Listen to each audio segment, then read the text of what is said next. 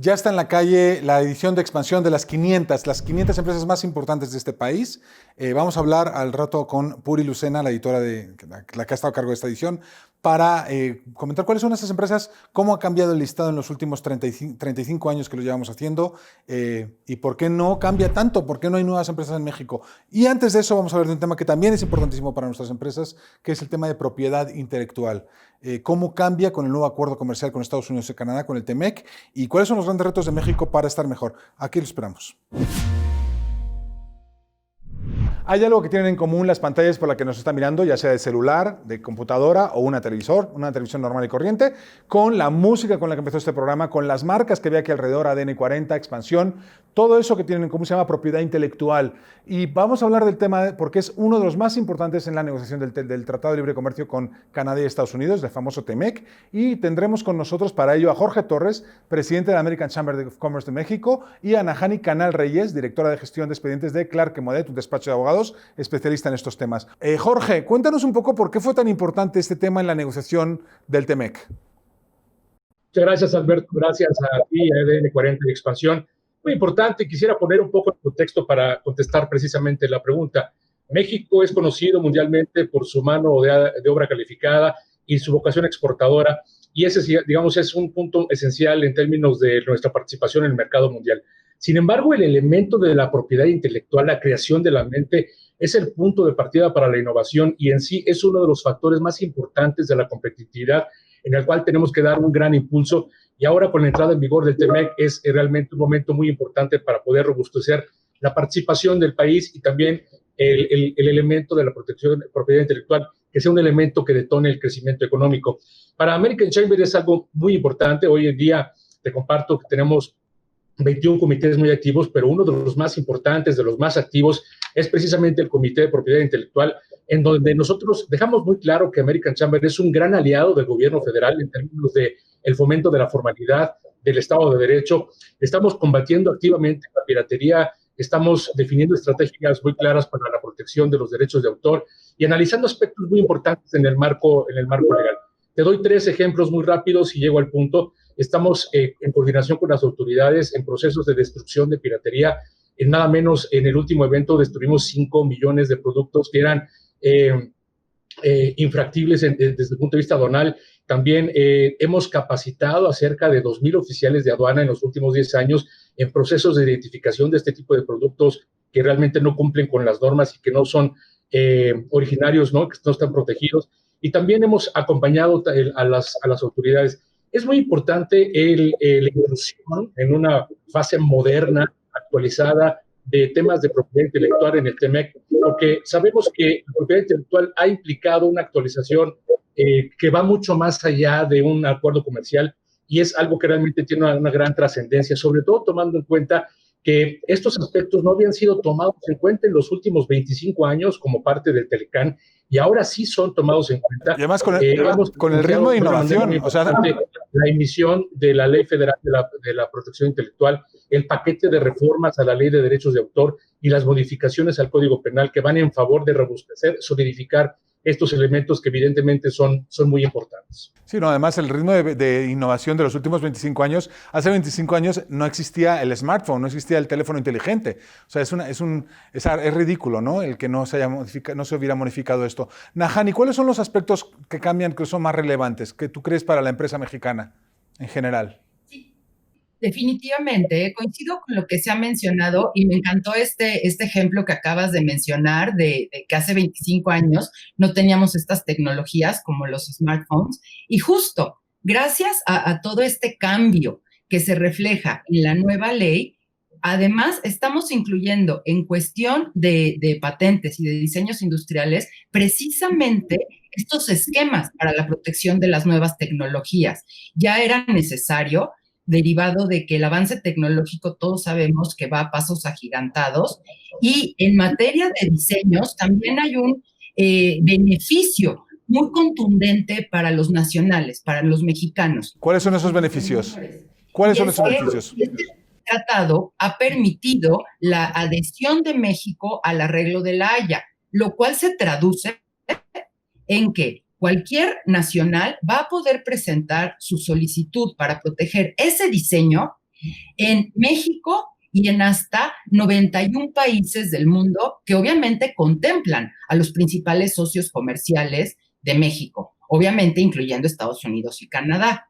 Otra mejora considerable para cualquiera, como lo decías al inicio del programa, es justamente en materia de signos distintivos, pues están incluyendo las marcas o signos no convencionales, no tradicionales. ¿Esto qué es?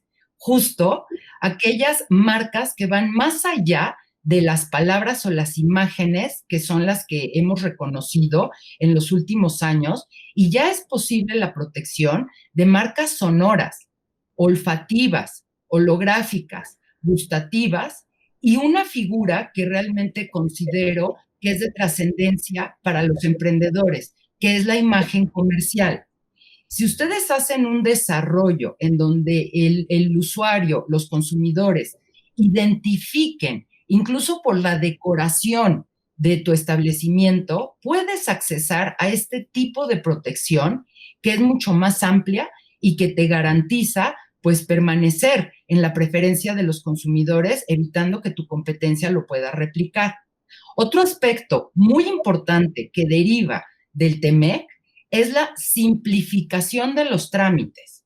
Realmente se tienen diversas disposiciones en donde esta obligación es, en esencia, que ya se pueda realizar cualquier trámite en línea a través de medios electrónicos, que ya no sea necesario que el innovador, el emprendedor, tenga que ir a la oficina de la autoridad responsable para hacer esa gestión, que se puedan hacer estos trámites desde tu casa, tu oficina y en el menor tiempo posible.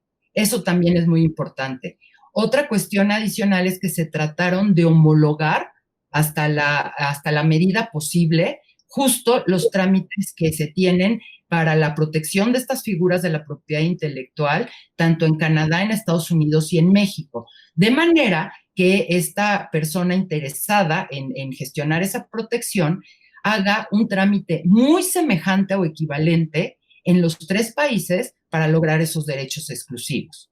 Muy bien, ahora, estaba revisando los números del Instituto Mexicano de la Propiedad Intelectual, que es el que registra las patentes y todo este tipo de cosas, y lo que veo es que México, pues en México hemos crecido, pues desde que entró en vigor el Tratado de Libre Comercio en el 94, que se registraron 10,000 patentes, de las cuales 500, estoy redondeando, ¿no? 500 eran mexicanas. En 2019 se registraron alrededor de 16,000 patentes, de las cuales 1,300 eran mexicanas. Todavía no se ha visto un gran salto en el registro de patentes de origen mexicano, aunque sí, pues sí, se ha multiplicado por 2 el número de patentes registradas. Jorge, ¿tú crees que esto va a cambiar con el nuevo TEMEC, que vamos a ver más innovación en México?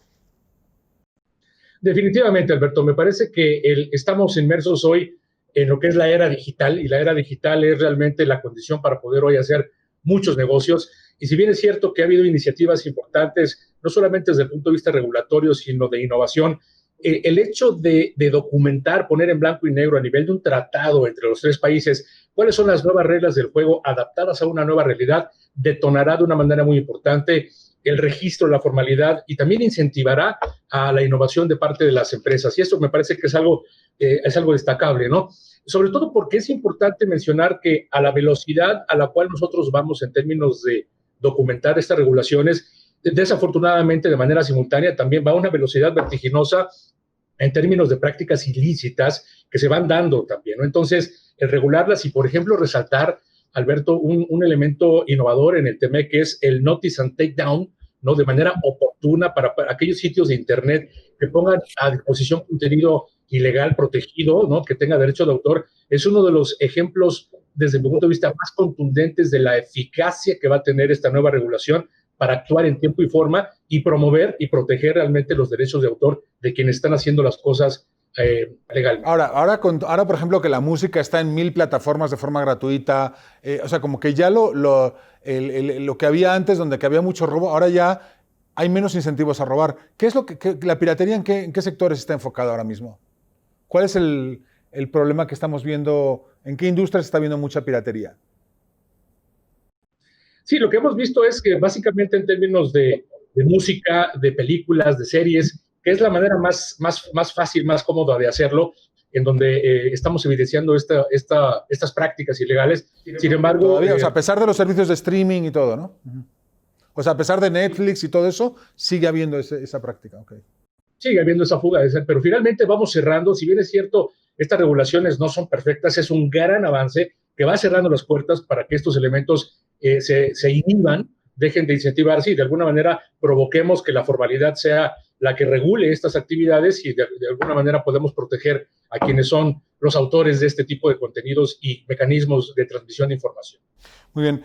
Najani, un tema. ¿Está México, tú que eres abogada, es difícil o está muy fácil registrarse? ¿Es caro, es barato? ¿Qué tanto México tiene el INPI? ¿Es suficientemente ágil para resolver todos los temas de registro? Mira, de hecho, México está considerado en la Organización Mundial de la Propiedad Intelectual como la oficina en el 13º lugar. ¿Esto qué significa?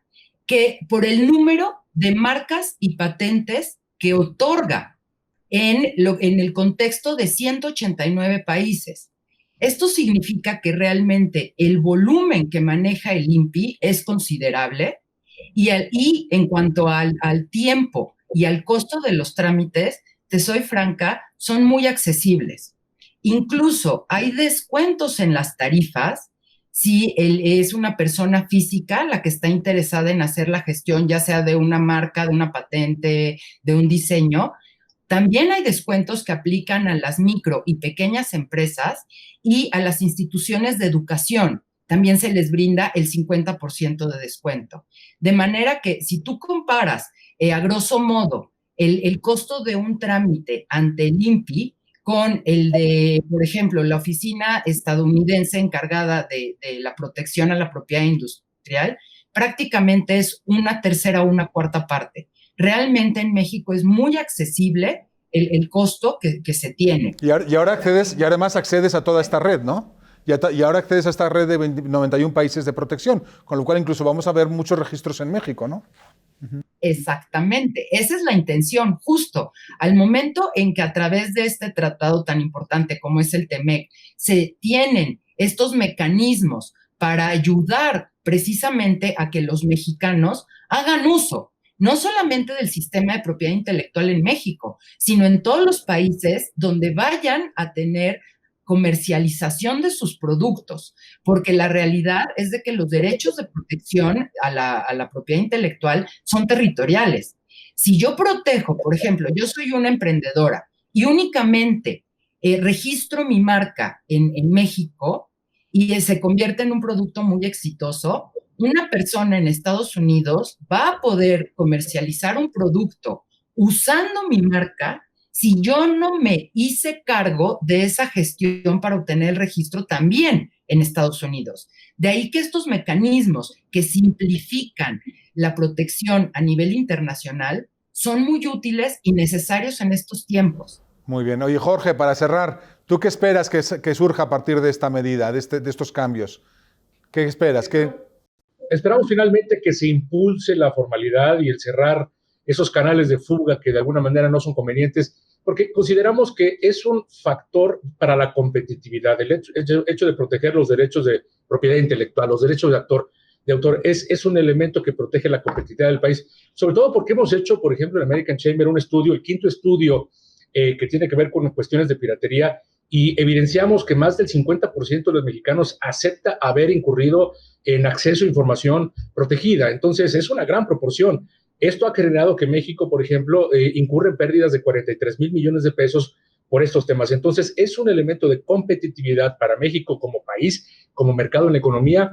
Y para Hacienda, tenemos que proteger, tenemos que poner nuestros candados y al mismo tiempo, como una consecuencia colateral, impulsar, ¿no?, el registro, la formalidad, para que entonces sea un elemento económico formal que impulse el crecimiento y la competitividad de nuestro país. Bueno, muchas gracias a los dos, a Jorge Torres de la American Chamber y a Najani Canal de Clark Modet, por explicarnos cómo este nuevo marco legal de propiedad intelectual dentro del TEMEC pues va a tener dos efectos. Por un lado, promover la innovación, generar nuevas herramientas para emprendedores y para todo aquel de nosotros que quiera registrar una marca, un producto, una patente. Y dos, pues va a castigar con más dureza a todo aquel que se salte las reglas. Gracias por estar con nosotros. Nos esperamos después del corte. Gracias por seguir con nosotros en este espacio de expansión en ADN 40. Soy Alberto Bello, editor en jefe de expansión. Y tenemos con nosotros a Puri Lucena. Ella es la editora de empresas y sectores de expansión, que nos va a contar pues, que Expansión acaba de lanzar sus 500 de expansión, su gran edición anual donde cuenta cuáles son las empresas más grandes de México, pero también está checando paralelamente a cuáles de estas empresas les está yendo mejor con el COVID, porque no todos son dramas, hay empresas que sí están aguantando bien la situación. Puri, cuéntanos primero qué es lo más importante que has visto en este ranking de las 500 de expansión, que como sabemos se hace con datos de 2019. Hola, buenas noches. Sí, sobre todo hay que tener muy en cuenta a la hora de analizar este ranking que se toman los datos de 2019 y se toman los datos de las ventas, ¿no? Porque ahora, como decías, con todo el tema de cómo ha evolucionado el sector de negocios y la economía del país, y no solamente del país, del mundo, recordemos que tenemos muchas empresas globales, pues nos tendemos a fijar más justamente en esta parte, ¿no? De qué está ocurriendo ahora. El ranking de 500, que se viene haciendo desde hace varias décadas en expansión, toma en cuenta estos datos de 2019, hacemos un análisis con estos datos de 2019, pero si se echan un vistazo en nuestra web y también en la revista van a encontrar que hacemos muchos guiños y que hacemos también mucho análisis de qué está ocurriendo ahora, ¿no? Para ver justamente cómo han venido creciendo las empresas en los últimos años y cómo esas empresas que más crecían se están comportando justamente ahora en estos meses de pandemia. Y pues cuéntanos, bueno, Pemex sigue siendo la empresa número 1 con y sin pandemia, ¿no? Sí, Pemex sigue siendo la empresa número 1. De hecho, estábamos muy atentos a qué iba a ocurrir este año porque sabemos cuál es la situación de la petrolera estatal, pero a pesar de que ha caído en ventas, tengo aquí el dato, 16.6% cayeron sus ventas respecto entre 2018 y 2019. Sigue siendo la primera, un poquito por encima de América Móvil, la empresa de Slim, que también tuvo una pequeña caída en ventas respecto de un año a otro, pero bueno, aún así Pemex sigue siendo la reina de nuestro ranking como cada año. Muy bien. Y cuéntanos, ¿qué sectores son los que se comportaron mejor el año pasado? ¿Cuáles son las empresas que mejor, digamos que mejor les fue? Pues las empresas que mejor les ha ido en crecimiento en ventas en el último año, teniendo en cuenta los datos de 2019, justamente es uno que ha crecido también muchísimo en estos meses, que es el de comercio electrónico. El año pasado tuvo un incremento de 152%. La parte de computación y servicios, restaurantes, que para este año pues, se prevé una caída fuerte porque han sido el sector de hotelería, el sector de restauración, ha sido de los más perjudicados por la parte de la pandemia, y también creció en ventas la parte de electrónica. En contraparte, los que más cayeron son también un poco los que están cayendo este año, la parte de servicios aeroportuarios y la parte de petróleo y gas. Claro, que nuestro sector de hidrocarburos que está sufriendo muchísimo.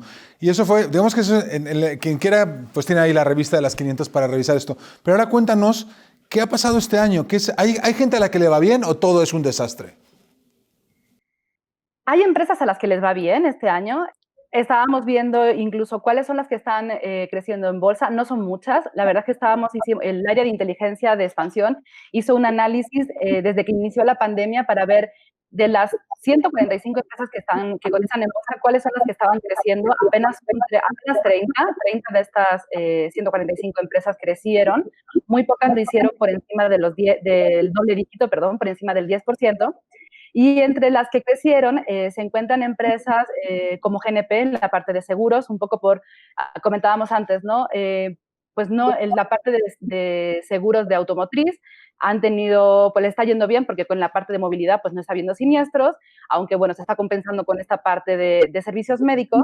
Y bueno, empresas de alimentación de las que hemos hablado también ya, como por ejemplo José Cuervo, bueno, en bebidas, ¿no? José Cuervo, que ha tenido un crecimiento también bastante fuerte, ¿no? Son las tres, por ejemplo, por citarte tres, que han estado creciendo en bolsa en estos meses de pandemia. Los inversionistas, quizá el peso se ha devaluado y tal, pero los inversionistas siguen invirtiendo en la bolsa mexicana en valores como esos. Creo que también Bimbo, Gruma han crecido bastante, ¿no? Sí, de hecho son también las que le han ido mejor en este segundo trimestre en sus reportes trimestrales. Si echamos un vistazo incluso a los reportes trimestrales, vemos que han tenido un desempeño bastante bueno.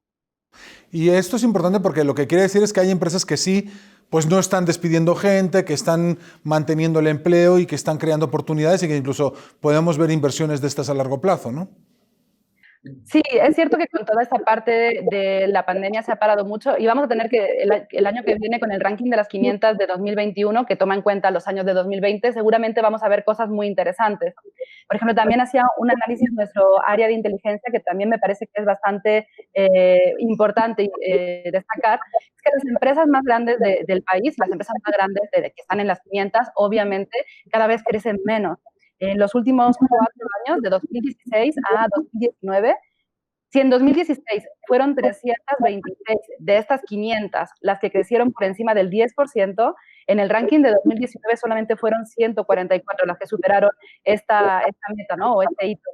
Y esto va muy en consonancia también con la economía del país, porque si bien, por ejemplo, si lo comparamos con el PIB pasó de crecer de 2.4% en 2016 a caer 0.3%, y las ventas acumuladas de las 500 pasó de crecer justamente en 2016 3.7%, frente a una ligera caída el año pasado de 0.1%. Entonces, si comparamos esta parte, se va viendo que la tendencia del crecimiento económico del país pues también va afectando, ¿no?, a las empresas más grandes. Está muy en línea evidentemente con el empleo, ¿no? Este año que la economía pues, se prevé que caiga 10%, sin duda vamos a ver una caída en las ventas de muchas empresas que no son estas a las que les va bien, y eso está generando este desempleo que estamos viendo en todos los anuncios públicos. Oye, Puri, ¿qué sector te gusta? ¿Qué sector crees que a largo plazo puede ser interesante para México? Porque estamos viendo que hidrocarburos pues, está con problemas, estamos viendo que sectores más tradicionales están con problemas. ¿Dónde crees tú que están las oportunidades a largo plazo interesantes?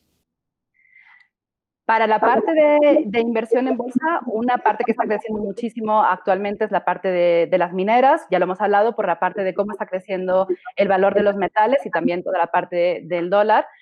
Si lo piensas en esos términos de inversión, eso puede ser un sector interesante, ¿no?